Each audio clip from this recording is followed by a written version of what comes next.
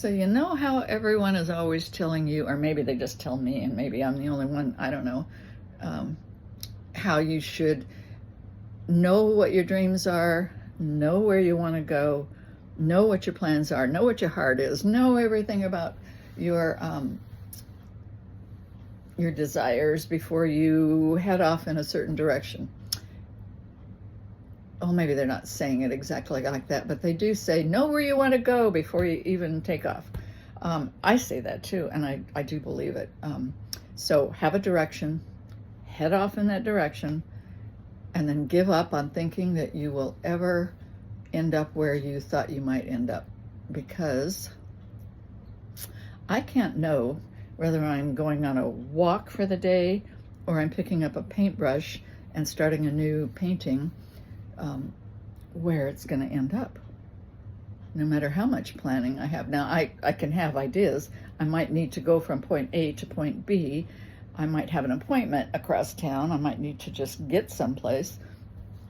I might want to get outside and get some sun. I might want to just get some exercise, or I might be trying to get stronger so that my osteoporosis, or however you pronounce that, I often mispronounce it, does not get worse, and that I can continue to walk happily for the rest of my life toward anything that I might want to walk toward. I can have all kinds of plans, but I can't know before I go who I'm going to meet or what's really going to happen. I just have an idea. And those ideas are based on what has happened before. But if I remain open to the endless possibilities of what might happen this time, I just might get surprised pleasantly, sometimes not so pleasantly, like the time I broke my back when I went out on a walk. Anyway, and that is true for picking up a paintbrush too, because I can have an idea of what it is in my heart that I want to get onto a canvas. I might have a show I'm working on, and I need one more painting that has to do with some subject that somebody wants, or maybe it's a commission or whatever. I can have all sorts of plans, and then things can still happen that surprise me. And therein lies the true joy, for me anyway, of both walking and making art. I don't know what's going to happen. It's all an adventure. And along those lines, excuse me, not too long ago, I set off on an adventure to revisit a method of drawing that I used to be somewhat proficient at, that I had lost some skills with, and I was going to revisit that and get better at it, and then take those drawings and collage them onto some large acrylic pours.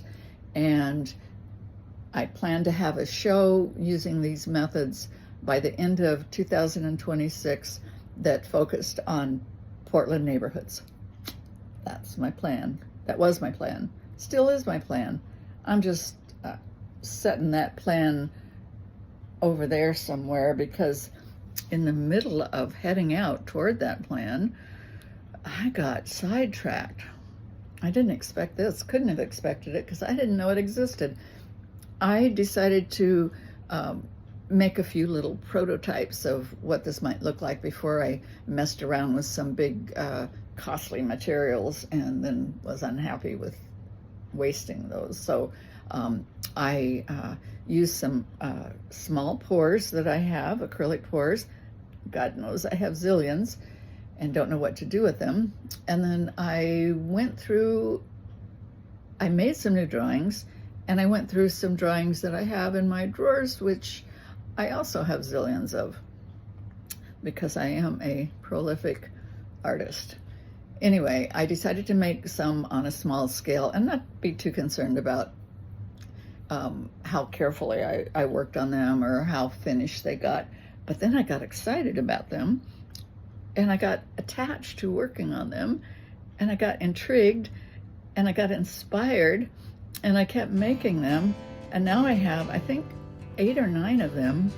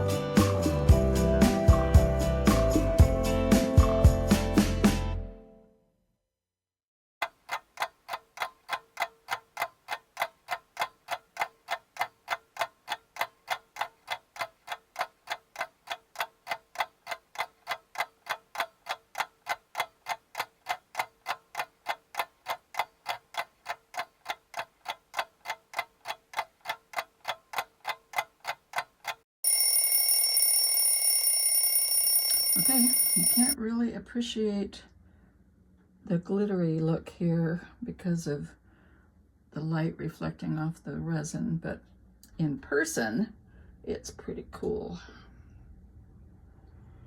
and a lot of fun.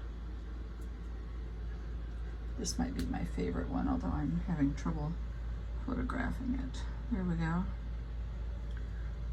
Or maybe this one. I don't know.